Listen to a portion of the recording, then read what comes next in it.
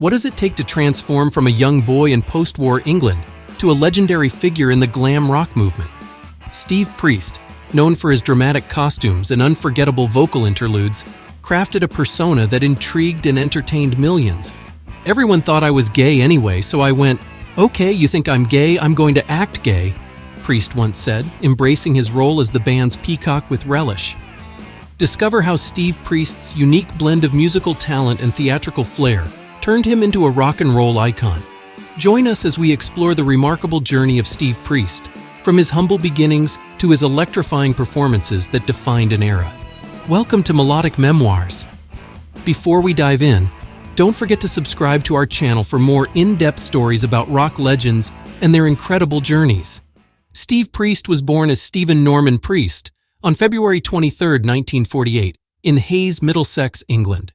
Growing up in a post-war England provided a backdrop of cultural change and musical innovation that would greatly influence his future career.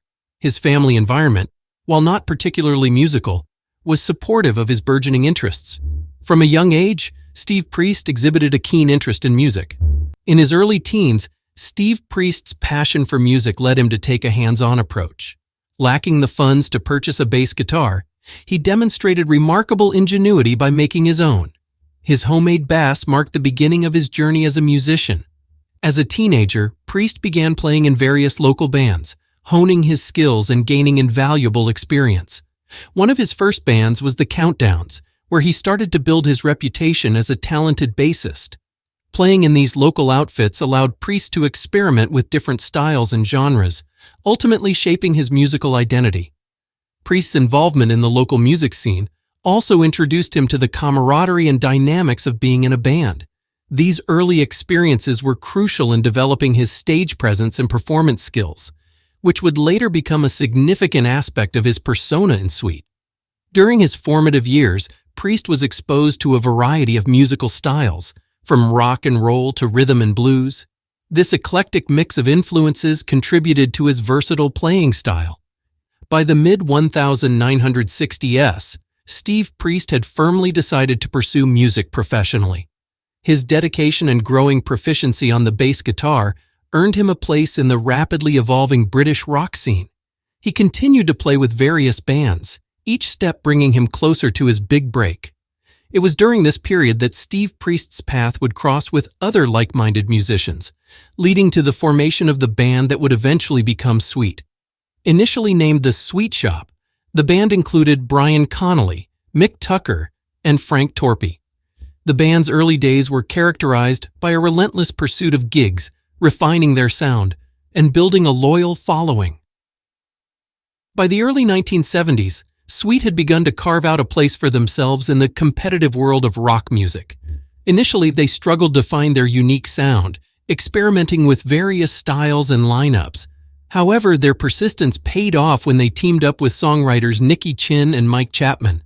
This partnership proved to be a turning point for the band, providing them with a string of catchy and commercially successful singles.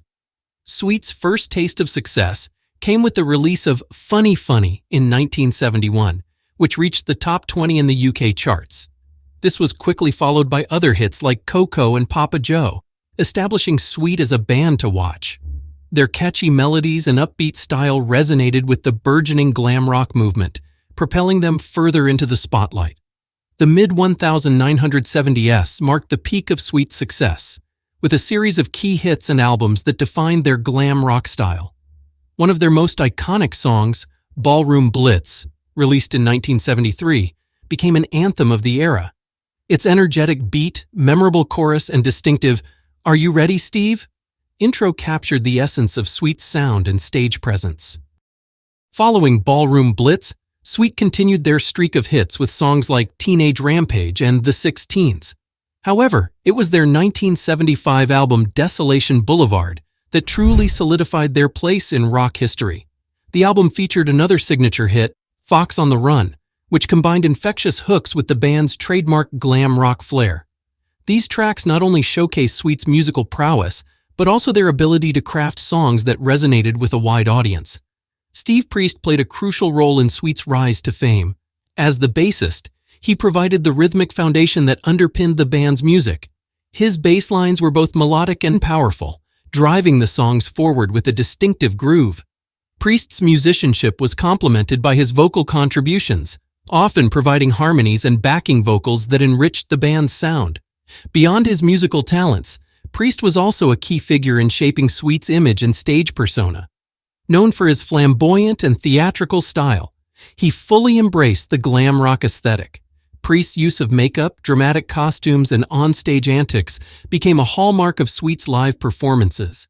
His bold and expressive stage presence captivated audiences, adding an element of visual spectacle to the band's energetic shows.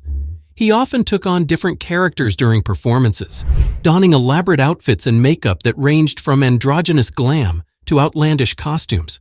Steve Priest's ability to connect with the audience, combined with his musical talent, made him an indispensable part of Sweet's success.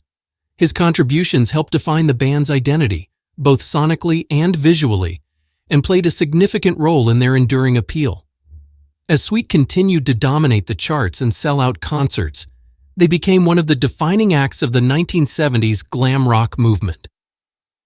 Glam. In 1994, Steve Priest took a reflective turn in his career by penning his autobiography titled, "Are You Ready, Steve?" The title of the book was a nod to the famous introductory line from Sweet's hit song Ballroom Blitz. In this autobiography, Priest candidly recounted his journey through the highs and lows of his musical career. He provided fans with an insider's view of the band's rise to fame, the challenges they faced, and the personal experiences that shaped his life. The book offered a treasure trove of anecdotes, behind-the-scenes stories, and insights into the glam rock era, making it a must-read for fans and music enthusiasts. In 2006, Priest showcased his creative versatility with the release of his CD, Priest's Precious Poems. This project highlighted his talent beyond the realm of rock music, featuring a collection of spoken-word pieces set to music. The CD allowed Priest to explore his poetic side, blending his lyrical prowess with musical compositions.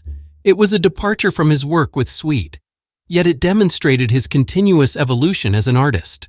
Priest's Precious Poems was well received by fans who appreciated this intimate glimpse into his artistic expression. In January 2008, Steve Priest reignited the legacy of Sweet by forming a new version of the band in Los Angeles. Priest assembled a talented lineup of musicians who shared his vision and commitment to preserving Sweet's legacy. Following the formation of the new band, Steve Priest's Sweet embarked on extensive tours across the United States and Canada. The band played at various festivals and music events, bringing their high-energy performances to enthusiastic crowds. These tours were characterized by a mix of Sweet's classic hits and new material. Priest's charismatic stage presence and musical prowess remained as captivating as ever, drawing both longtime fans and new admirers. Steve Priest's Sweet continued to make their mark with the release of a cover of the Beatles' Ticket to Ride. This cover was a tribute to one of Priest's early musical influences and demonstrated the band's ability to reinterpret classic songs with their unique flair. Additionally, the band released a live album titled Live in America, capturing the essence of their dynamic performances. The live album featured energetic renditions of Sweet's biggest hits, allowing fans to relive the experience of their concerts. Steve Priest's personal life was marked by both joy and challenges, reflecting the complexity of balancing a demanding music career with family responsibilities. His journey through marriage and fatherhood offered a glimpse into the man behind the glam rock persona. Steve Priest's first marriage was to a woman named Pat. While details about this marriage are relatively private, it is known that the couple eventually divorced. The strains of being on the road and the pressures of fame likely played a role in the dissolution of this marriage. In 1981, Steve Priest found love again and married Maureen O'Connor. This union proved to be a significant and stabilizing force in his life. Together, Steve and Maureen built a family and shared many happy years. Maureen's support and understanding were instrumental in helping Steve navigate the challenges of his career while maintaining a fulfilling home life. Steve and Maureen Priest had 3 daughters, who brought immense joy and fulfillment to Steve's life. His daughters were a source of pride and happiness, and he cherished his role as a father. Steve often spoke fondly of his family, expressing his deep love and commitment to them. In his later years, Steve also became a grandfather, adding 3 grandchildren to his family. The role of a grandfather brought a new dimension to his life, allowing him to experience the joys of family from a different perspective. Throughout his career, Steve Priest maintained a close friendship with Brian Connolly, the original lead singer of Sweet.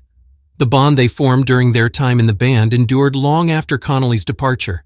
By the 1990s, Brian Connolly's health had significantly deteriorated due to years of heavy drinking and lifestyle excesses. Despite the physical and emotional toll these challenges took on Connolly, Priest remained a supportive friend. Priest often spoke with empathy and concern about Connolly's struggles. He understood the pressures and pitfalls of fame, having navigated similar challenges himself. As Steve Priest aged, he too faced significant health challenges.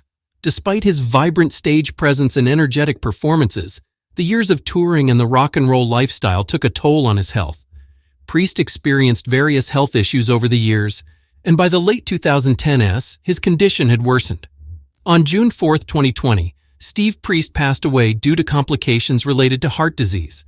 Priest's passing was mourned by his family, friends, and fans around the world. The outpouring of tributes and memories shared by those who knew him personally and professionally underscored the profound impact he had on the music community. If you enjoyed learning about Steve's incredible story and want more captivating content, make sure to subscribe to our channel. Hit the notification bell so you never miss an update, and join us as we continue to explore the fascinating lives of music's greatest legends.